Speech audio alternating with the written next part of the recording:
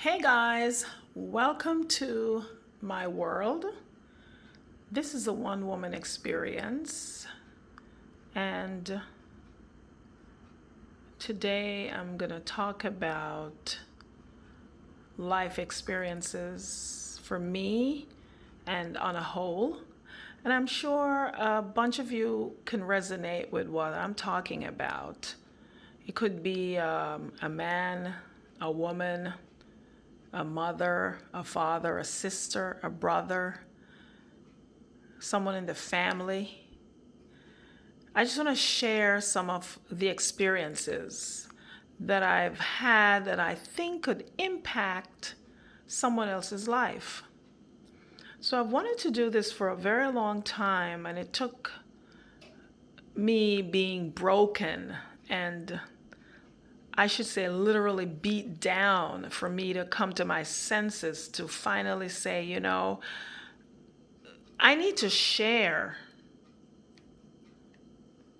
I need to share my experiences because a lot of us are going through things, and because of the way we see others, like society on a whole, it's very hard for us to come out and say what we want to say because we think that we've done something wrong, or somebody's going to look at us a certain way, or the way society is set up to ostracize someone for speaking out.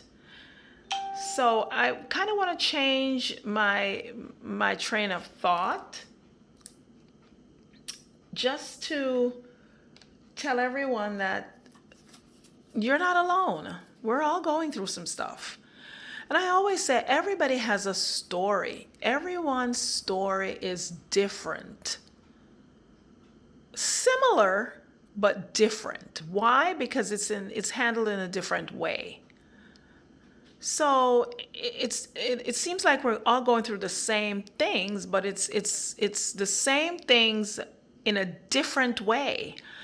So I've struggled with coming up with a title of what my platform is going to be, and I may still not have the exact title, but for now, just by listening to podcasts and audios from motivational speakers and mentors, or some of the people that you strive to become, I decided to just say change your shame and up your game. And when I say change your shame and up your game, what I'm actually trying to say is we're humans, and sometimes we're ashamed of the things that we've done in life, or ashamed of the people that we surround ourselves with. Meaning, sometimes you're in relationships, whether it be a mom-dad relationship issues, a mother-daughter relationship, a father-son relationship, a mother-son relationship, a daughter-father relationship, a husband and wife relationship with your family, your sisters, your brothers, your siblings, your aunts, your cousins, your relatives. And I'm doing it individually because it's all about relationships and the relationships we've formed. It could be a boyfriend, girlfriend type relationship, a relationship with somebody that you've been living with for a long time. So change your shame and up your game. And we're going to talk about that because that's the best way I know how to incorporate this topic. And the shame is that you are ashamed to talk about what's going on in your circle because you feel like if you should come out and say something, you're going to be judged by your peers. You're going to be judged by society. People are going to talk about you. They're going to say, oh my God, I can't believe that was going on. And guess what? The same people that are saying, oh my God, I can't believe that was what was going on, are the exact same people that are living the same things that you're going through, but they're just too ashamed to come out and say what they have to say. So it takes a lot of wisdom, knowledge, it takes a lot of courage just to come out and talk about things that are going on with your life, things that are going on with relatives, with family members, things that are going on in society, things that are going on around you that you really want to address. You want to talk about it, but you don't want to because you don't want anyone to know, first of all, oh my God, it's her. She's the one that's talking about it. Oh my God, it's her. It's happening to her. So guess what? It is happening to her, or it's happening to you, or it's happening to me, so that we can collectively talk about this, so we can help others overcome the obstacles that they've been faced with for a long, long time. So I'm here making this video, podcast, whatever you want to call it, because I want to address, there's a number of things I can address, and I will do that as much as I can, probably on a weekly basis, if time allows, on a daily basis, if I'm able to, and I will talk about various topics. So the topic I'm talking about today is about mother and daughter relationship. And the reason why I chose to talk about this now is because of my own struggles that I've had with my mother growing up all these years, you know, from childhood up until adolescence right now, and to being a woman, right? So growing up with your mom, it may be the best thing in the world. A lot of us are so close to our mothers. They're like our best friends or sisters. And it's nice to have that kind of relationship where you can share your deepest secrets. Your mom's got your back, you got her back and all. But guess what? There's also a flip side. What about the side where you are not friends with your mom? You're not BFF with your mom. You know, your mom and you have this volatile relationship, or you have this love-hate relationship with your mom, you know, that it's sickening. It's killing you. It's deep down. Why? Because you've realized that your mom has been you know, saying things about you, which is not good, that's not pleasant. You've been taking care of your mom for 15, 20, 30, maybe 40 years, but she goes out and she spreads rumors, propagandas, and all that stuff. It could be anything. You know, from you have her back all these years. You've given her money, love, food, support, everything, but then it turns that your mom is telling people how bad you treat her and all of this. And the bottom line is this all stems from jealousy. That's the one word. Jealousy is a disease.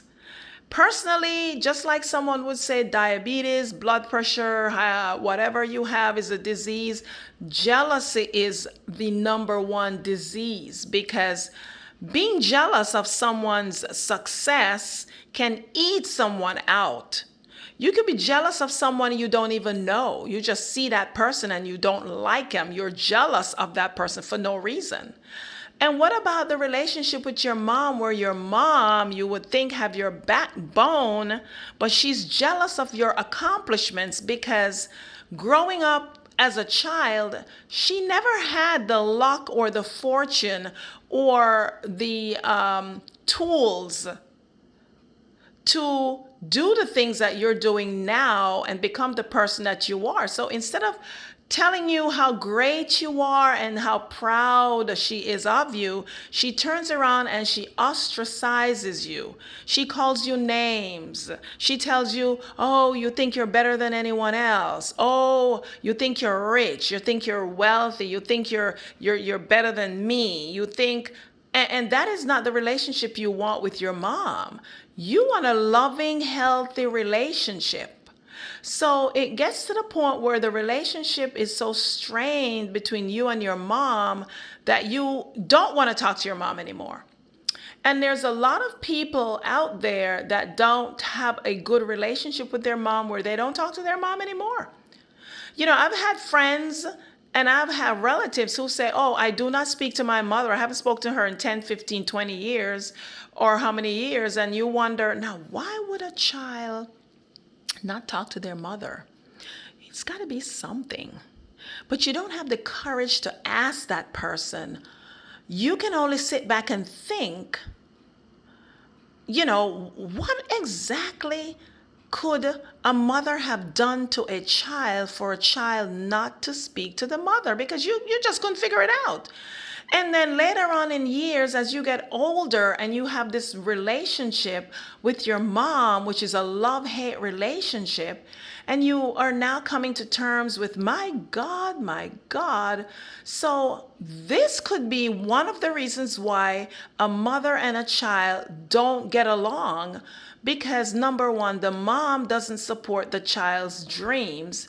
The mom is always negative, always talking about the child in a negative way, bashing the child for their accomplishments.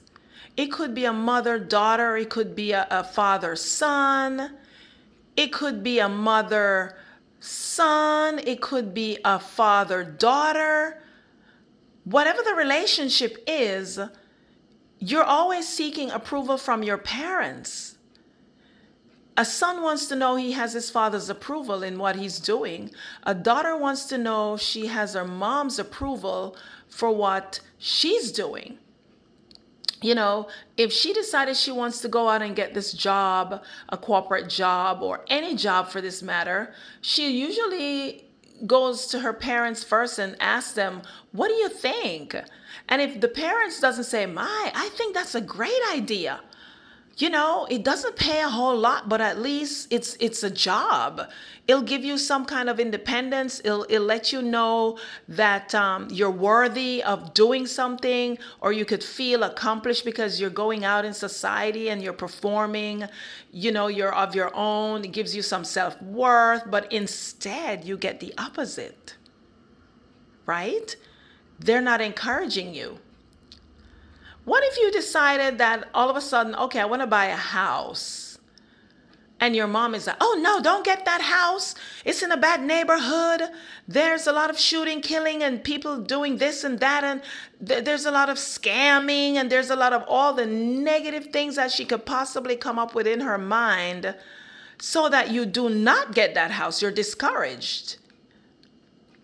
And so much that you're like, "Oh my God, seriously." Not thinking, okay, the reason why she's telling you that is because she's jealous, because you are going to be buying a house. And you probably are the first person in the entire family tree that is literally going to be able to buy a house, because she wasn't able to buy a house. Grandma wasn't able to buy a house. So you're literally the first person in a generation that is going to be buying a house. Let alone if you've grown up in poverty and you lived in certain areas that are not becoming, and you decide to step out on faith, like children leave their homes at a certain age to go out and seek much better. And normally the first person they think about is their mom, their dad, their family situation where they could best help their family. So you go out and you probably buy a house, and you're telling your mom or you're telling your parents that you're going to get this house for them. And instead of them owning up and saying, "Oh my God, that's so great. We're going to be able to move into a new neighborhood, a new house. We're going to have electricity, water. We're going to have gas. We're going to be able to sit on a real sofa, lay in a real bed. Oh, no, don't get that. They're going to kill you. Oh no, don't do that. Don't do this." Then on the flip side, they're going to say, "Well, when I get a house and when I do this," how about the parents that are like narcissistic, controlling parents that tells you how to live your life? You're not a child anymore. You're grown. You're in your 30s, you're in your 40s, you're in your 50s, but your mom still sees you as a 10-year-old. She sees you as a 16-year-old. She sees you as someone she's going to control for the rest of your life as long as you're around her. Whatever she says goes. And the problem with that scenario is she doesn't have anything. You're trying to have a better life for her, but yet she doesn't want a better life. Because if she wanted a better life and you were offering her the things you're offering her, she would gravitate to taking those things. And that is when you realize that, okay, maybe at the end of the rainbow, the things that your mom is saying to you, your father is saying to you, is because they're jealous. The jealousy is a disease. So by not talking about some of these things, you feel guilt and you feel ashamed because you're thinking, if I talk about this, then Jack and Jill, they're going to know what's going on in my life. They're going to know that this is the life you've been living the whole time, because they see you as this glamorous person, or this person on the outside that they think that has the world, a great family, a great life, a great marriage, great children. And they don't realize that deep down inside that you're living a nightmare. And you're too ashamed to talk about it because you don't want people judging you. And my whole thing is, at the end of the day, who pays your bills? You pay your own bill. That person that's going to judge you is not that person that's going to come to you and say, listen, how are you doing? Do you need any help with anything? Because they're so self-absorbed in their own space. They don't take time to know you or what you're about or what you're going through. And then as a result, you are ashamed of coming forth and talking. You may have just a handful of friends, maybe on one hand, 4 or 5, that you literally talk to, that knows about you or know your struggles and knows the things that you're going through. But the mass society on a whole doesn't know what you're going through. And that leads to a lot of famous and rich and people that have money. You're going to call them wealthy people. They commit suicide. They get into drugs and alcohol. And you wonder, what? Oh my God. Oh, this person, they died. Oh my God, what happened? Because of the shame that they think if they come out and they say something to someone, they're going to be held accountable. They're going to be ostracized. They're going to be looked down on. They're going to feel ashamed. And that's why I decided to sit here and just say, change your shame and up your game. It sounds like a cliche. It's not the easiest thing to do. But when you think about survival, and someone once said to me, until you truly, truly love yourself, you are never, ever going to be able to move forward, because you're loving people more than you love yourself. You're doing things for others because it makes you feel good at the end of the day because you're able to help someone. But what about helping yourself? So by helping others, you're leaving yourself out in the cold. You're not loving yourself enough to say no. You're constantly a yes person. You say yes to everything, a drop of a hat. Can you take me over here? Can I borrow this from you? Can you do this for me?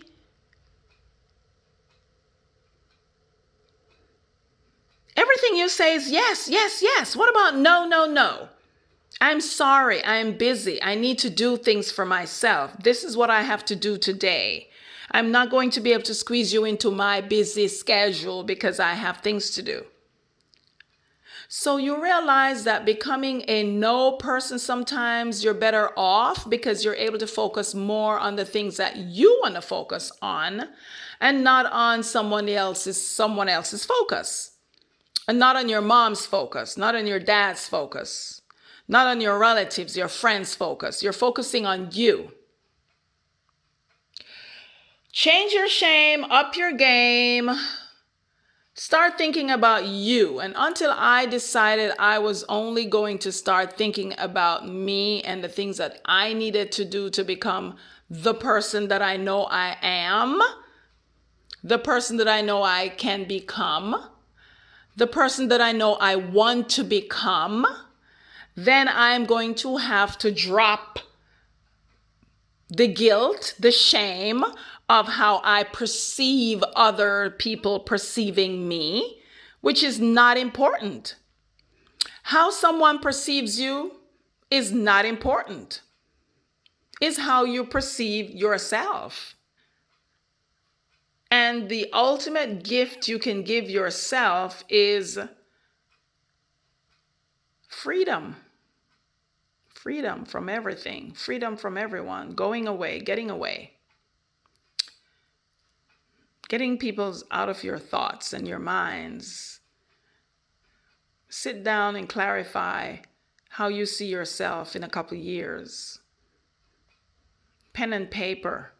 Start writing down the things you want to accomplish and cross them off that list.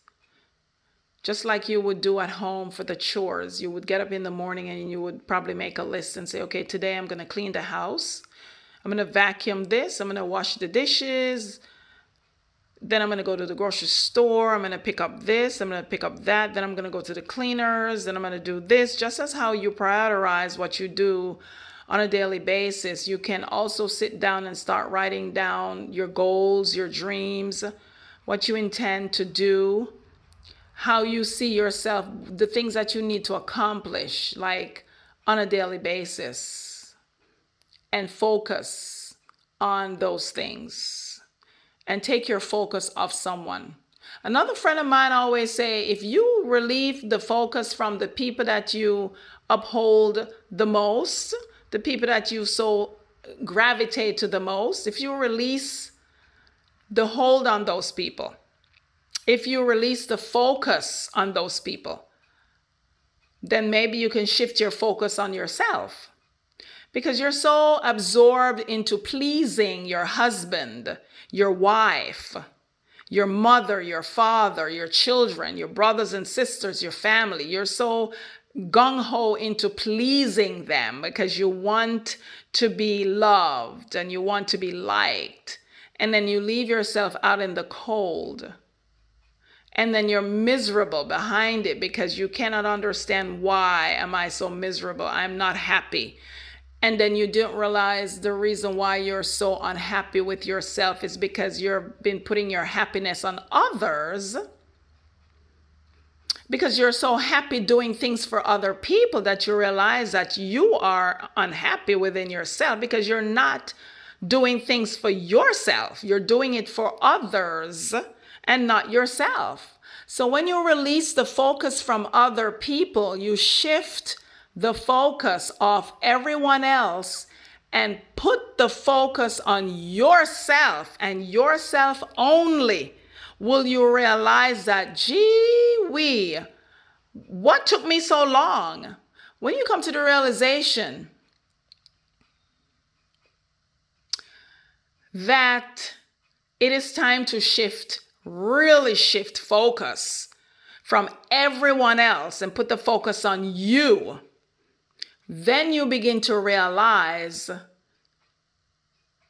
that I am okay. I'm actually worth something here. Something's going on here.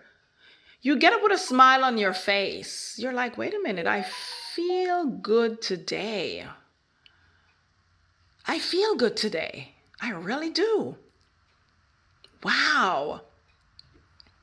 It took me this long to realize what my capabilities are. It took me this long to realize what I can do.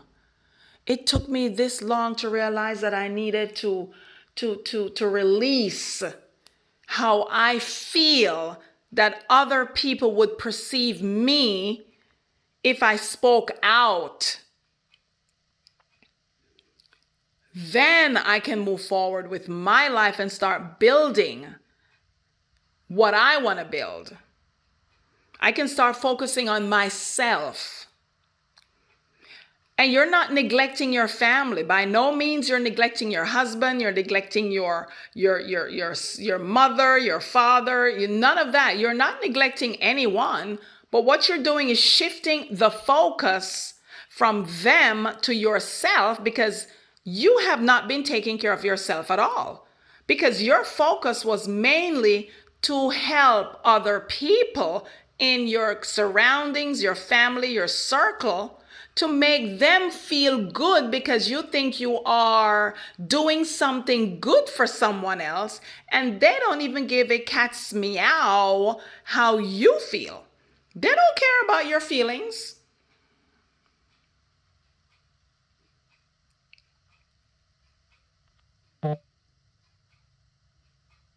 They don't care about your feelings. They do not care how you feel, what you feel, when you feel, why you feel. They don't care how you feel. It's all about them. And you've been feeding into how they feel for a long, long time, that they've become so narcissistic. It's a disease. And then you're trying to better yourself and become the person you know you are. And in the interim, they are jealous of what you have accomplished. Instead of giving you kudos for who you are, what you are, embracing, getting to know you, getting to know how you've gotten to where you've been, ask you, how have you managed to rise up from circumstances?